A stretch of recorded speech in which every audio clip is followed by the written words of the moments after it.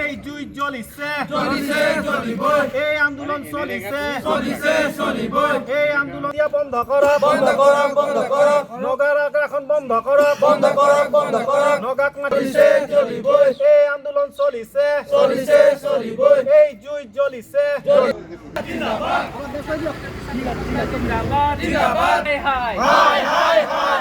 অসম সরকার লে অসম সরকার লে অসম পুলিশ হাই অসম পুলিশের কাম নাই অসম পুলিশ হাই জনাবতো লাগে বাৰু কিন্তু আন্দোলন পাৰ্মিশ্যনটো লোৱা নাই আমি কাৰো পাৰ্মিশ্যনটো লোৱা নাই আমাৰ সমস্যা হৈছে আমি আৰু মাতটো মাতিছোঁ কথাটো হৈছে আৰু অসমৰ সমস্যা হয় আৰু এই সমস্যা জনাবতো লাগে বাৰু নজনোৱা কোনো কথা নাই এতিয়া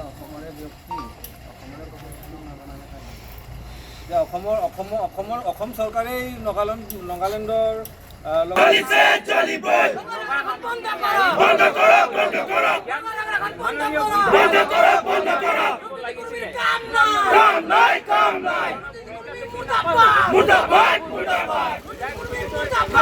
অসমৰ ভূমিত নগাৰ আগ্ৰাসন কোনো নতুন কথা নহয়। মৰিয়নি সমষ্টিৰ অন্তৰ্গত তিনিখন সংৰক্ষিত বনাঞ্চল দিছৈ ভেলী আৰু তিৰিল সংৰক্ষিত বনাঞ্চল, এই তিনিখন বনাঞ্চলৰ প্ৰায় 99% ভূমি ইতিমধ্যে নগাই অবৈধভাৱে দখল কৰিলে। তাৰ পাছতো যেন ক্ষান্ত হোৱা নাই নগা লোক। শেহতীয়াকৈ অসমৰ যি জব কাৰ্ডৰ কাম MGNৰেগা অধীনত যিসমূহ কাম চলি আছিল সেই কামো আহি পেলাই নগা আৰক্ষী আৰু নগা প্ৰশাসনৰ লোকে লগত নগা গাঁওবাসী আহি বন্ধ কৰি গৈছে। তাৰ পাছতো কিন্তু গা লৰা নাই অসমৰ প্ৰশাসনৰ। ইয়াৰ পাছতে কিন্তু উত্তপ্ত এক পৰিৱেশ সৃষ্টি হৈছে মৰিয়নিত। আৰু মই বৰ্তমান উপস্থিত আছোঁ মৰিয়নি নিউ উনৱাল অঞ্চলত। আৰু নিউ উনৱাল অঞ্চলৰ এইটো এটা পথ, এই পথটোৱে যি মৰিয়নি মুককচুং পথ বুলি বিখ্যাত। আচলতে এই পথছোৱা এতিয়া বৰ্তমান অসম চাহ জনজাতি ছাত্ৰ সন্থাই ইতিমধ্যে বন্ধ কৰিছে আৰু ক্ষোভ উজাৰিছে চৰকাৰখনৰ বিৰুদ্ধে। বাৰম্বাৰ চৰকাৰক তেওঁলোকে অনুৰোধ জনোৱাৰ পাছতো কিন্তু চৰকাৰী কোনো ধৰণৰ পদক্ষেপ হাতত নোলোৱাৰ পৰিপ্ৰেক্ষিতত আজি এনেদৰে তেওঁলোকে পথ অৱৰোধ কৰিবলৈ বাধ্য হৈছে। মোৰ লগত চাহ জনজাতি কেইবাজনো বিষয়ববীয়া আছে। যি বিষয়টো দেখা গৈছে গায়ৰা মনোভাৱ, কি ক'ব আপোনালোকে? ভাৰত চৰকাৰ অসম চৰকাৰক কেতিয়াও গুৰুত্ব প্ৰদান নকৰে। এয়া আমি ঐতিহ্য কালৰ পৰা আমি চাই আহিছোঁ। আজি ভাৰত চৰকাৰ অসম চৰকাৰক আমি বাৰম্বাৰ অসম ছাত্ৰ সন্থাই আমি দাবী জনাই আহিছোঁ যে নগা আৰু অসমৰ যি সীমা বিবাদ আছে এয়া ৰাজনৈতিকভাৱেই হওক বা আইনীভাৱেই হওক ইয়াক নিষ্পত্তি কৰিব লাগে। যিহেতু এই সীমা বিবাদৰ কাৰণে অসম ৰাজ্যৰ যি সীমামূৰীয়া ৰাইজৰ তেওঁলোকে জীৱন আৰু সম্পত্তি নিৰাপত্তা ভাবুকি সৃষ্টি কৰিহে আনিছে। সেইকাৰণে বাৰম্বাৰ কোৱাৰ পাছত তেওঁলোকে আমাৰ দাবীত কোনদিন কিন্তু কাণ হাত দিয়া নাই, কোনো গুৰুত্ব আৰোপ কৰা নাই। আৰু যাৰ কাৰণে আজি তেওঁলোকে এটা গোপন কোঠাত বহি ভাৰত চৰকাৰ, অসম চৰকাৰ আৰু নগালেণ্ড চৰকাৰে তেওঁলোকে বহি এটা ত্ৰিপাক্ষিক আলোচনা কৰিলে। এই আলোচনাত 0 পইণ্টৰ পৰা 7.20 কিলোমিটাৰলৈকে অসম চৰকাৰক আৰু 7.20ৰ পৰা 21 কিলোমিটাৰলৈকে নগা চৰকাৰক তেওঁলোকে পথছোৱা বনাবলৈ তেওঁলোকে হেণ্ড অভাৰ কৰিছে। এয়া আমি তীব্ৰভাৱে আমি ক্ষোভ উজাৰিছোঁ। আমাৰ ক্ষোভ এইটো কাৰণেই যে দিছৈ ভেলী অঞ্চলটো আমাৰ মাটি হয়, অসমৰ মাটি হয়। এয়া বিবাদ এলেকা কেতিয়াও হ'ব নোৱাৰে। ইয়াৰ কাৰণে আমি এটাই দাবী জনাইছোঁ যে যদি গ্ৰীফে বনাব নোৱাৰে, ভাৰত চৰকাৰ বনাব নোৱাৰে, এই পথছোৱা দিছৈ ভেলী অঞ্চলৰ যি সংৰক্ষিত বনাঞ্চলৰ পথছোৱা অসম চৰকাৰক দিয়ক, অসম চৰকাৰে বনাব। আৰু অসম চৰকাৰ মাটি হয় যেতিয়া আমাৰ মাটি আমি কাকো দিব নোৱাৰোঁ। ইয়াৰ কাৰণে লাগিলে আমি গুলি খাম, আমাৰ তেজ বোৱাই দিম, কিন্তু এই মাটিত আমি দিবলৈ আমি কেতিয়াও নাযাওঁ। আৰু আজি ভাৰত চৰকাৰক এই সিদ্ধান্ত যিটো লৈছে, গোপন বৈঠক লৈছে, ইয়াক ৰাজহুৱা কৰিব লাগে আৰু প্ৰত্যাহাৰ কৰিব লাগে। প্ৰত্যাহাৰ কৰি এটা নতুন আইন ল'ব লাগে, নতুন সিদ্ধান্ত গ্ৰহণ কৰিব লাগে, য'ত আমাৰ সীমামূৰীয়া ৰাইজৰ জীৱন আৰু সম্পত্তি সুৰক্ষাৰ সুনিশ্চিত কৰে।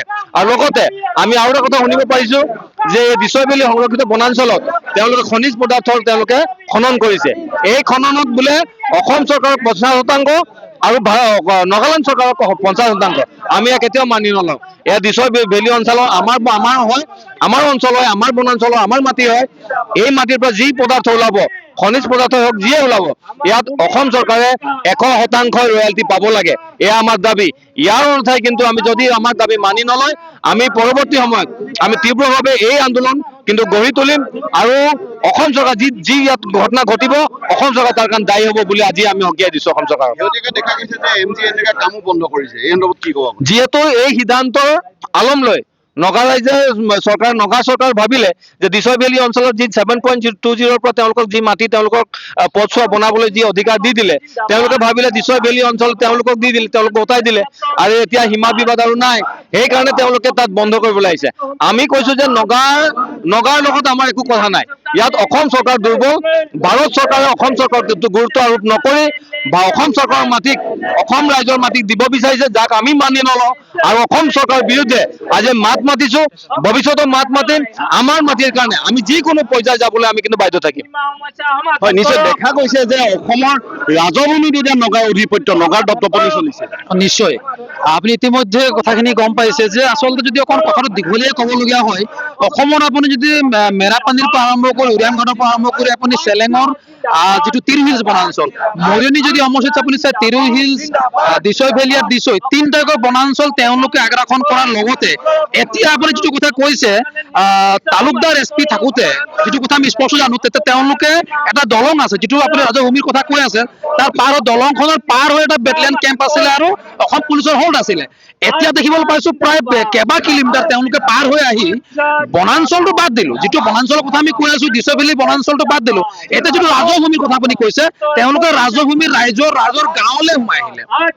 ইয়াতকে লাজৰ কথা, ইয়াতকে ডাঙৰ কথা অসম চৰকাৰ আৰু অসমৰ যিসকল নেতাৰ কাৰণে থাকিব পাৰে নেকি, অসমৰ প্ৰশাসনৰ কাৰণে থাকিব পাৰে নেকি? যিটো সময়ত এটা এলেকা অসমৰ আৰক্ষী প্ৰশাসনৰ অধীনত আছিলে, তেওঁলোকে কেম্প কৰি ৰাখিছিলে, আজি কি কাৰণে তেওঁলোকে সেইটো এৰাৰ পাছতো ৰাজভূমি তেওঁলোকে মানে অকুপাইড কৰিছে, অকুপাইড কৰিলে ৰাজহ, তাৰ পাছতো কিন্তু এতিয়ালৈকে অসমৰ চৰকাৰে হওক, অসমৰ প্ৰশাসনে হওক, যোৰহাট জিলা প্ৰশাসনে হওক, কোনো ধৰণৰ তেওঁলোকে ব্যৱস্থা গ্ৰহণ কৰা আমি এতিয়ালৈকে দেখি পোৱা নাই। আমি কি ভাবিম ইয়াৰ কাৰণে? আমি এইটো ভাবিম নেকি যে অসমৰ প্ৰশাসন দুৰ্বল হৈ গৈছে নেকি, তেওঁলোকে ভয় খাইছে নেকি, নে তেওঁলোকে নগালেণ্ড চৰকাৰ হওক বা নগালেণ্ডৰ আগত তেওঁলোকে আঁঠু কাঢ়িছে নেকি? স্পষ্ট কথা। আমি যদি আন্দোলন কৰিবলৈ তাহো আমি কিবা এটা কথা ক'বলৈ যাওঁ, আমাৰ যোনটো জনসাধাৰণে অকণমান ভুল এটা কৰে তেওঁলোক এৰেষ্ট কৰিব পাৰে, আৰু তেওঁলোকে বেলেগ ৰাইজে আহি তেওঁলোকে অসমৰ ৰাজভূমি, অসমৰ গাঁৱত আহি সোমাই গ'ল, ভূমি তেওঁলোকে লৈ গুচি গ'ল। আমি ক'ত আছোঁ? এইটো আমি আচলতে আন্দোলন কৰিব লগা নহয়, এইটো আৰ্টছাৰ ইছ্যু নহয়, এইটো অসমৰ ইছ্যু হয়, অসমৰ সাৰ্বভৌমত্বৰ ইছ্যু হয়। অসমৰ সাৰ্বভৌমত্বৰ কথা তেওঁলোক চিন্তা কোনে কৰিব? অসমৰ এখন চৰকাৰ আছে, অসমৰ এখন প্ৰত্যেক জিলাৰ প্ৰশাসন ৰাখি থৈছে, তেওঁলোকৰ কাম কি? তেওঁলোকৰ দায়িত্ব ক'ত? তেওঁলোকৰ দায়িত্বখিনি ক'ত গ'ল? তেওঁলোকে আজি আন্দোলন কৰাৰ কাৰণে তেওঁলোকে আহিছে, কিয় তেওঁলোকে যাব পৰা নাই তাত? এতিয়ালৈকে কোনো বন বিভাগৰ মানুহ, কোনো প্ৰশাসনৰ মানুহ তেওঁলোকে যাবলৈ কিয় সাহস কৰা নাই? আমি ইয়াৰ আগত দেখিছোঁ চক্ৰ বিষয়া আৰু আৰক্ষী ফৰেষ্টৰ মানুহক দালৈ খেদি পঠিয়াইছে। আমি কম নেকি? আমি ভাবিব লাগে বাধ্য হ'ম নেকি যে নগালোকৰ আগত তেওঁলোকে ভয় খাইছে? কিয় তেওঁলোকে সুৰক্ষা দিব যাব পৰা নাই? অসমীয়া ৰাইজক তেওঁলোকে সুৰক্ষা দিব পাৰিব নে নাই স্পষ্টকৈ তেওঁলোকে ক'ব লাগে আমাক। তেওঁলোকে সাহস আছে নে ক'ব লাগে স্পষ্ট। হয়, নিশ্চয়কৈ যোৱা কিছুদিনৰ পৰা দেখা গৈছে যে নগা যিসকল গাঁওবাসী আছে, নগা প্ৰশাসন আছে, নগা আৰক্ষী আছে, যৌথভাৱে কিন্তু অসমৰ ভূমি হস্তগত কৰিবলৈ এক প্ৰকাৰৰ যা যোগাৰ কৰি আছে। তাৰ পাছতো কিন্তু অসমৰ যি প্ৰশাসনৰ লোক আছে তেওঁলোকে কোনো পদক্ষেপ গ্ৰহণ নকৰাত আতংকিত হৈ পৰিছে সীমান্তবাসী, আৰু তাৰে পৰিণাম আজি দেখিবলৈ পোৱা গৈছে ৰাজপথত।